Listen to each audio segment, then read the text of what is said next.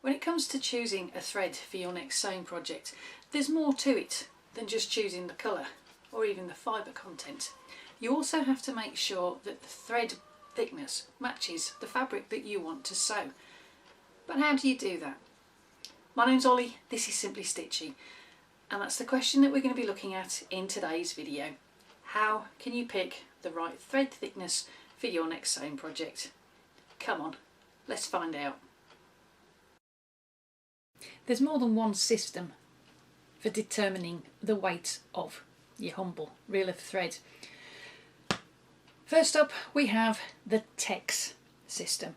Now, the TEX system is the preferred method by the International Organisation for Standardisation. It's a direct method, and what it actually does is it determines that a length of 1,000 metres of thread is weighed, and the number of grams that it weighs determines what the TEX number is. And that means that for 1,000 metres of thread to weigh 25 grams, that would be a TEX 25. For 1,000 metres of thread to weigh 40 grams would give you a TEX 40. The length of the thread is always 1,000 metres. Next up is the weight system. You'll probably see that on reels as WT. Now, the weight system is slightly less direct in it's actually worked out on how many kilometres of thread is equal to 1 kilogram in weight. So the emphasis here is on the kilogram rather than the length of the thread. So what you'd find is that a 40 weight thread is 40 kilometres of thread weighs a kilogram. So a 50 weight thread would be 50 kilometres of thread weighing 1 kilogram. This thread is a 30 weight. Next up, you've got the Denier system.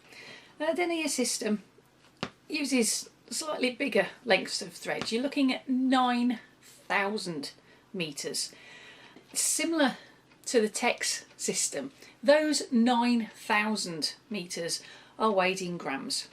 So if you've got 9,000 metres of thread and it weighs 120 grams, that thread's going to be 120 denier. And it doesn't end there. There's also a number system for slightly thinner threads, and usually you'll find that listed on a cotton reel as a number 50, for instance. Like on this reel of Metler thread, right down the bottom there you'll see number 50. Now, there's some debate over the number system. Some people will say that a number 50 is equal to a 50 weight, and still others will say that it isn't. Kind of depends on who you talk to or what source you're looking at on the internet. And to confuse matters even further, you also get something known as a ticket number. This thread here has got a ticket number. It's right there, TKT, ticket. The thing with the ticket number is it isn't necessarily referring to the weight of the thread in so much as how the manufacturer of the thread categorises it. Now, if you want to dig deeper into this huge rabbit hole of thread weights, I'm going to put the links that I found in the description box so that you can go and read through it at your leisure. Be insomnia solution. The system that you come into contact with is likely to depend on where you're located, where you're buying your thread from, and what brand the thread is that you're purchasing.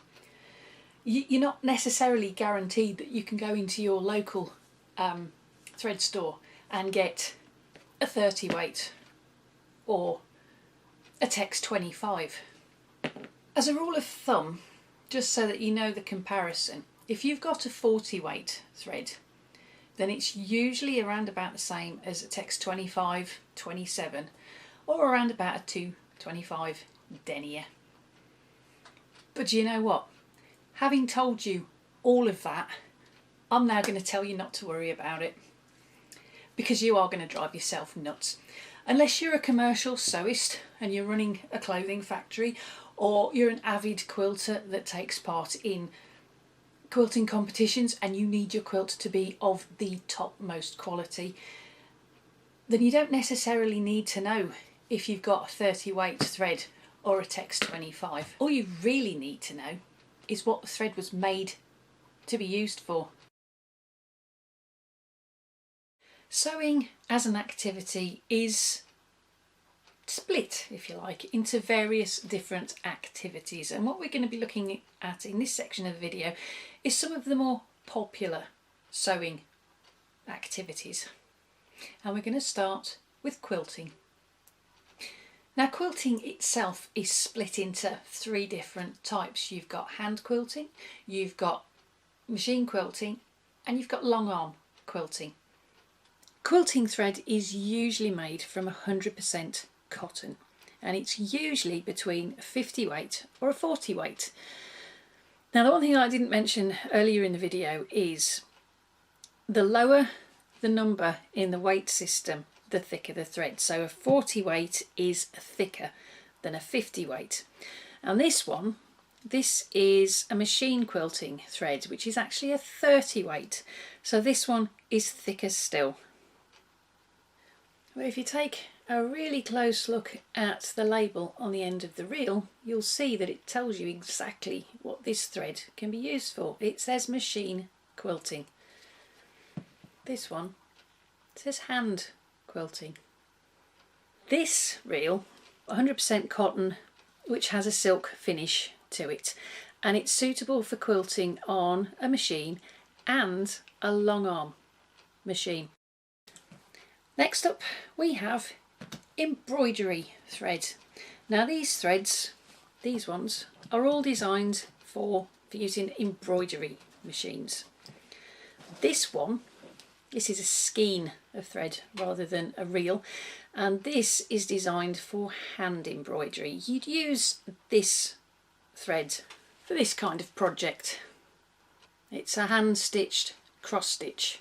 Okay, if we take a closer look at the embroidery threads, this is a Brother embroidery thread and these are Coates and Clark, but you'll notice all of them have a distinctive sheen to them, and what they'll do is they'll give your embroidery, your machine embroidery projects, a better pop of colour. Now, most of the time, not always, but most of the time, these are made out of rayon, and they're threads that aren't really designed to stand up to a lot of wear and tear. They're not any good for seam construction because they just can't take the punishment. They're designed for decorative embellishments, like this, for instance. You see how it pops, how the different parts of the design are just well defined. And if we take a closer look at the reel, again, you'll see that it says machine embroidery.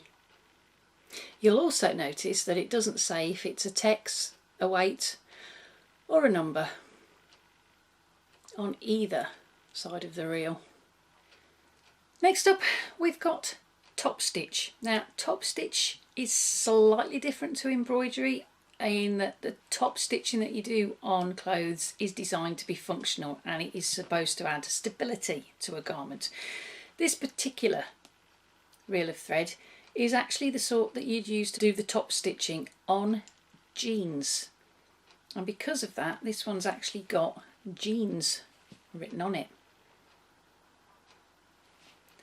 Now top stitch thread can come in a 40 weight or a 30 weight, and the whole point of the top stitch thread is that it's supposed to stand out.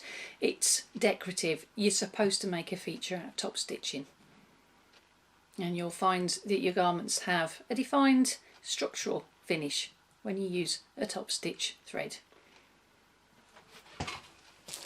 The next threads that we're going to look at are these. These threads are actually for an overlocker or a serger, and you'll notice that in comparison to a sewing machine thread, the reels tend to be a lot bigger. That's so that you don't have to keep changing them out every 5 seconds, and they'll just last a little bit longer for you. They tend to be polyester, and they also tend to have purpose for them written on the side of the cone, like here it says serger. What it doesn't tend to say on either the front or the back is what weight they are. But you'll usually find that this type of thread is usually a 40 weight. The next sewing activity is hand stitching. Now, obviously you've got your embroidery floss, which comes on skeins like this one. Those are typically used in hand embroidery activities. And obviously we've got this hand quilting thread, which again is used by hand. Most hand threads have a wax coating on that just makes it glide through the fabric just that little bit easier, but they can gum up the tension discs on a sewing machine, so it's always a good idea to keep your hand sewing threads well away from your machine so you don't get them mixed up. They tend to be thicker than sewing machine threads as well, and obviously that's because they have to put up with a lot of tugging as you're sewing and pulling them through the fabric. Next up we've got bobbin thread. Now these are pre-wound embroidery bobbins, and they're actually wound with a thread that's slightly lighter than the thread that you'd normally put through the top of your embroidery machine. And it can also be used for lightweight fabrics or delicate fabrics. According to the leaflet that came with these bobbins, this is actually a 60 weight thread, so it is just that little bit thinner. Now the thread that you'll probably come into contact with the most, and the one that, to be honest with you, you'll probably use the most, is this one. All of these reels are known as sew-all or all-purpose thread, and these are your general everyday, you can use these for whatever you like threads. They are usually 40 weight, and they are absolutely ideal for sewing seams, edge stitching, quilting, sewing curtains, you name it. You can do whatever you like with these. You can even hand stitch with these all-purpose threads. If we take a closer look at the reels for a moment, you'll see it says all-purpose. What you'll also notice is it doesn't actually stipulate on the reel what thread weight this reel actually is. Nor does this one. Now you probably noticed through that sewing activities section that I made a point of pointing out that some of these reels don't actually say what the weight of the thread is. And that's because when you go shopping to a store that sells thread, you'll be guided by the thread display to what sewing activity that thread can be used for. Take a look at this picture. You can tell at a glance by the headings on the shelves what the thread on that shelf can be used for. I hope you liked today's video, and I hope it's taken some of the mystery out of threads and their weights for you. If you did like it, give it a thumbs up, and why not check out some of the other videos that I've got on the channel by using these links coming up any minute now, or the ones that I'll pop in the description box for you. And why not subscribe and ring that little bell that's just down there so that YouTube can give you a notification when I upload another video. Whichever one you go and check out next, hope to see you back here for the next one. And in the meantime, whatever you're sewing, whatever you're sewing it with, embrace your creativity and have fun. Thank you ever so much for watching, and I'll see you next time. Bye for now.